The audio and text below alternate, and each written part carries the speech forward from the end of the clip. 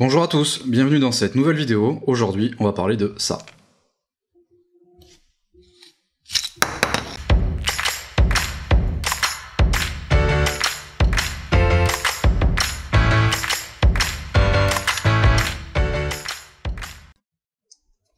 Il s'agit d'un embout de tuyau d'arrosage, celui qu'on a tous à la maison, dont la partie qui sert à fixer sur le tuyau souple a été cassée.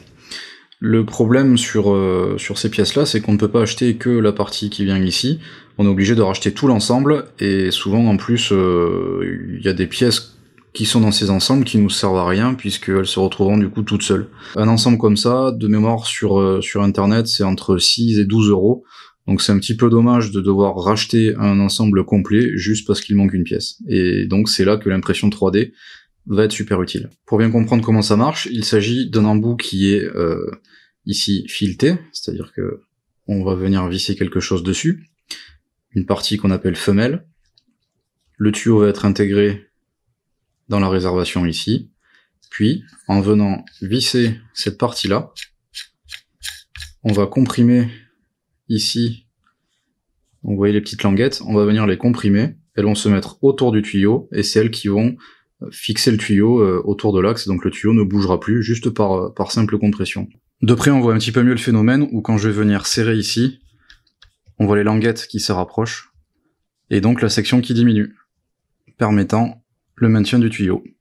Afin de fabriquer la partie femelle qui va donc venir se visser sur ce filetage-là, la première étape, c'est de caractériser le filetage. Un filetage est caractérisé par 3 paramètres. Le premier, à savoir s'il est cylindrique ou conique.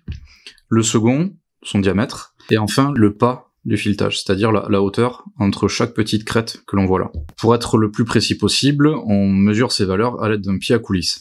On va mesurer en 3 points le diamètre. Donc je mesure ici. J'obtiens une valeur de 27 mm.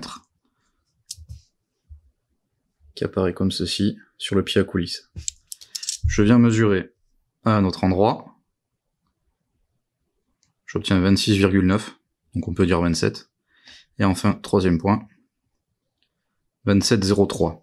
On peut en conclure que ce filetage est donc cylindrique. Le deuxième élément qui est le diamètre du filetage, on l'a déterminé aussi en le mesurant, donc on a mesuré que c'était 27 mm. Et enfin, la dernière donnée qu'il nous faut, c'est le pas. Et ici, on mesure une valeur de 1,5 mm. En termes techniques, il s'agit d'un filetage ISO M27 avec un pas de 1,5. Et étant cogné, si vous aussi vous avez de gros doigts, comme moi, on va en profiter pour faire un système hexagonal de serrage un peu plus grand que la moyenne, ce qui fait qu'on pourra visser facilement. On passe de suite à la fabrication et à la modélisation. Let's go!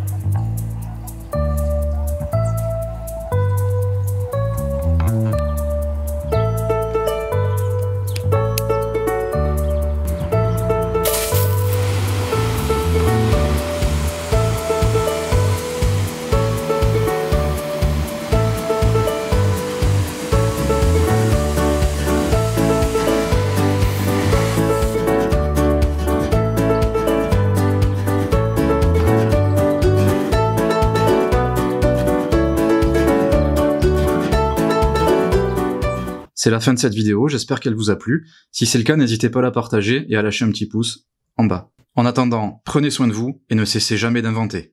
Ciao!